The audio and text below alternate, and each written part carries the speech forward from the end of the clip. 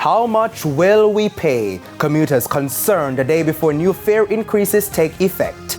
Good evening and welcome to Primetime News. We're live on air on television Jamaica and TVJ International in the Cayman Islands. We're also online at onespotmedia.com. I am Javon Keys. Also this evening, 2 people killed and 4 others hospitalized following robbery and shooting incidents in Hanover.